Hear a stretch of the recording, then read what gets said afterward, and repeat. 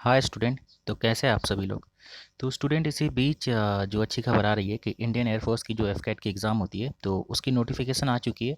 तो जो भी पहली बार अप्लाई कर रहे हैं तो उनके मन में ज़रूर डाउट होगा कि क्या एलिजिबिलिटी क्राइटेरिया होती है, क्या एनी ग्रेजुएट अप्लाई कर पाएंगे कि नहीं, और एज लिमिट क्या है, सैलरी क्या है, ये सारे ही डिटेल्स हम लोग आपको इस वीडियो में आगे दिखाएंगे। और अगर आप चैनल से पहली बार जुड़े तो चैनल को सब्सक्राइब करना नहीं भूलिएगा, बेल आइकन प्रेस करना नहीं भूलिएगा। तो गाइज़, अगर आप एसएससी की भी तैयारी करते हैं तो आप अनअकैडमी की प्लस सब्सक्रिप्शन ले सकते हैं।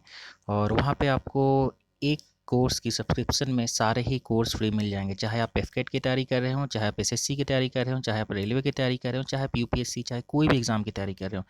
अगर आपका एसएससी में भी अलग अलग टीचर पसंद है तो सारे ही टीचर का कोर्स आप सिर्फ वन प्राइज़ में पा सकते हैं। सारे ही टीचर को आप देख सकते हैं, यहाँ पे सिर्फ आपको एक प्राइज़ देना है और सारे ही कोर्स आपको फ्री में अवेलेबल हो जाएंगे। और आप डिस्काउंट कोड चाहे तो आप CPE10 यूज़ कर सकते हैं, यहाँ पे आपको मैक्सिमम डिस्काउंट मिलेगा CPE10 यूज़ करने से। तो इस बात को ध्यान में बिल्कुल रखिएगा, डिस्काउंट लेने के लिए इस कोड को ज़रूर यूज़ कीजिएगा। तो दोस्तों, मैं आप सभी को बता दूं कि भारतीय वायुसेना यानी कि इंडियन एयरफोर्स एक one of the best job in the world या इन द इंडिया बोलिए, सबसे अच्छी जॉब मानी जाती है।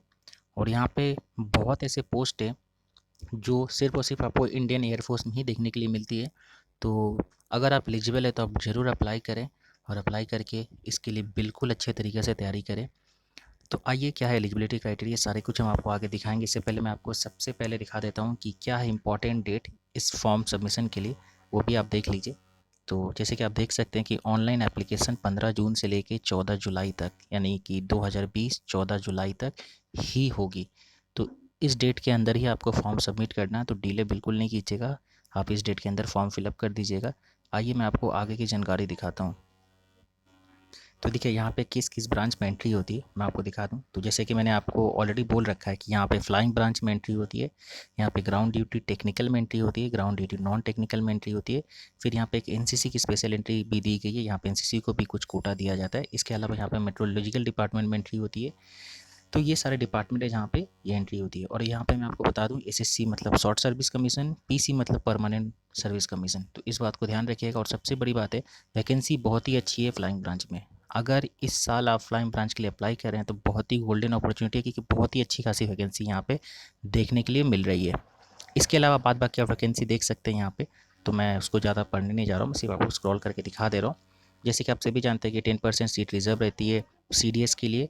तो इस बात को याद रखिएगा, चाहे परमानेंट कमीशन हो चाहे शॉर्ट सर्विस कमीशन हो, सब में ही 10% सीट रिजर्व होती है। तो ये सारी डिटेल्स रही।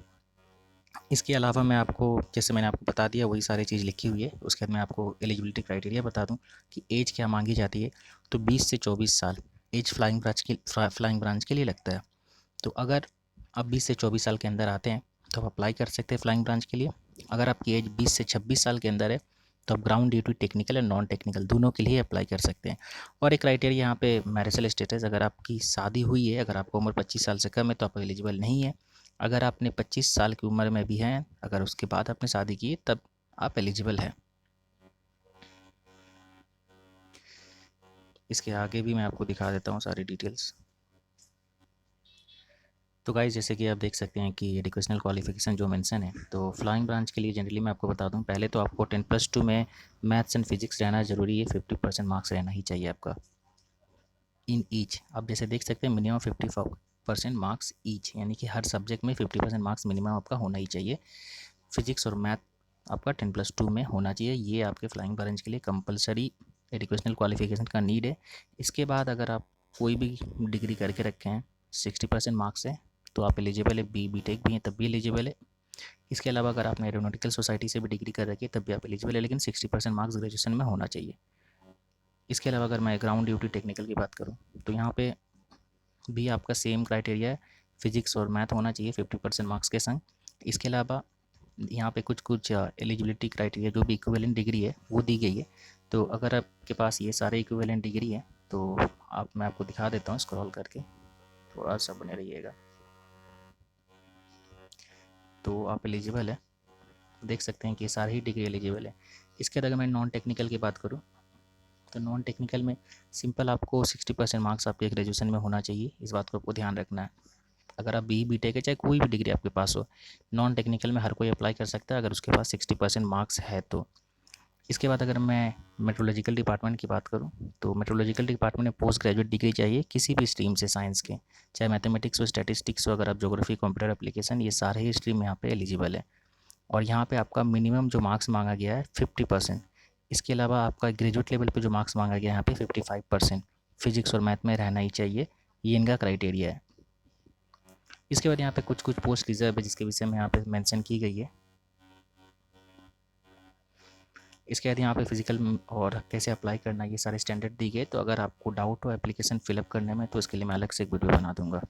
इसके बाद मैं आपको मेन दिखाता हूँ कि एग्ज़ाम ऑनलाइन होगा कि ऑफलाइन होगा। तो मैं आप सभी को बताता हूँ कि यहाँ पे कोई कोटा अप्लाई नहीं होता, कैटेगरी सिर्फ और सिर्फ जनरली होती है। तो इस बात को बिल्कुल ही ध्यान में रखिएगा, सब एक बराबर है यहाँ पे।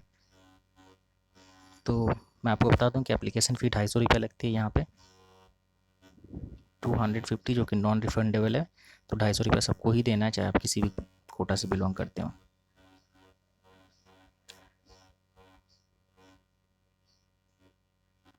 तो जैसे कि आप देख सकते हैं कि 4 सितंबर से एडमिट कार्ड डाउनलोड होना स्टार्ट हो जाएगा।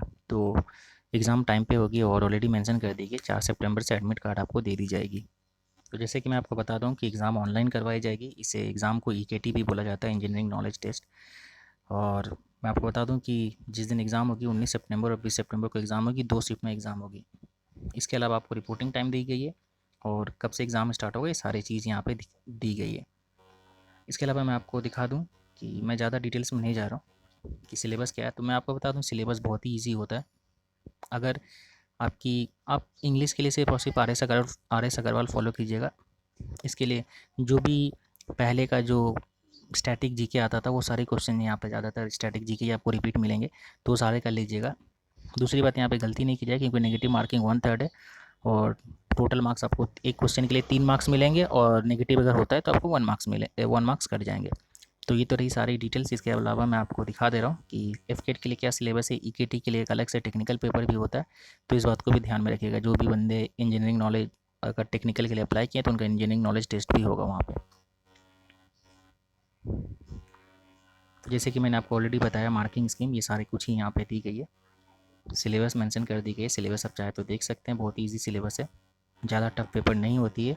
अगर आपको ज़रूरत लगे तो मैं इसके लिए एक प्रीवियस पेपर भी आपको दिखा दूंगा, मैं आपके लिए एक अलग से उसके लिए वीडियो बना दूंगा। बाद बाकी अगर आपके मन में कोई डाउट रहे तो आप डेफिनेटली कमेंट करके पूछ सकते हैं। आप चाहे तो हमारे फेसबुक पेज से भी जुड़ सकते हो, वहाँ पे आप हमसे डायरेक्ट बात कर सकते हैं, क्योंकि बहुत बार कमेंट का हम लोग रिप्लाई नहीं कर पाते इतने सारे मैसेज में।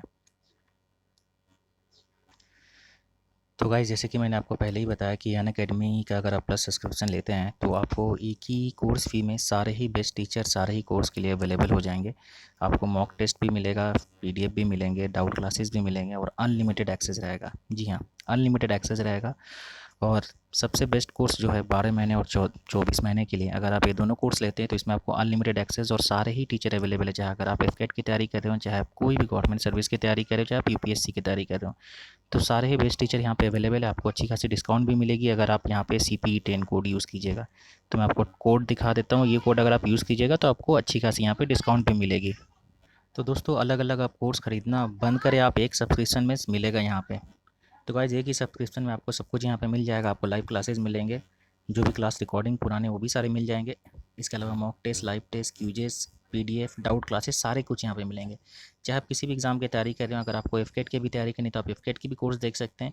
अगर आपको बाद में एसएससी की तैयारी करनी तो आप एसएससी की भी कोर्स ले सकते हैं। अगर आपको बाद में कोई भी एग्ज़ाम की तैयारी करनी है, सारे ही एग्ज़ाम के कोर्स यहाँ पे सिर्फ एक सब्सक्रिप्शन में ही सारे कोर्स आपको यहाँ पे फ्री मिल जाएंगे। सिर्फ एक सब्सक्रिप्शन आपको लेनी है जो कि प्लस सब्सक्रिप्शन है। उन्हीं सभी सब्सक्रिप्शन के उसी एक सब्सक्रिप्शन के अंदर आपको सारे ही कोर्स टोटली फ्री मिल जाएंगे और आपको कुछ नहीं करना, सिर्फ और सिर्फ आपको ये कोड यूज़ करना है। आपको मैक्सिमम डिस्काउंट भी मिल जाएगा वहाँ पे। और आप कोशिश कीजिएगा 12 महीने या 24 महीने के लिए कोर्स लेने के लिए, क्योंकि वहाँ पे सबसे ज़्यादा मैक्सिमम डिस्काउंट आपको मिलेगी और वही बेस्ट कोर्स है। क्योंकि जनरली आप सभी जानते हैं कि कोई भी तैयारी करने में मिनिमम आपको 1 साल लगेगा ही। तो आप कम से कम 1 साल की कोर्स ज़रूर लें और ये कोड ज़रूर यूज़ करें कि आपको वहाँ पे अच्छी खासी डिस्काउंट भी मिल जाए। तो ये तो रही सारी बातें। इसके अलावा कोई भी डाउट या क्वेरी रहे तो कमेंट करके ज़रूर पूछ लीजिएगा। रिप्लाई ना कर पाएँ अगर तो दोस्तों आप फेसबुक पेज से जुड़ जाइएगा, वहाँ पे डायरेक्ट मैसेज कीजिएगा, डेफिनेटली आपको वहाँ पे आंसर कर दी जाएगी। तो आज के लिए इतना ही। Thanks for watching.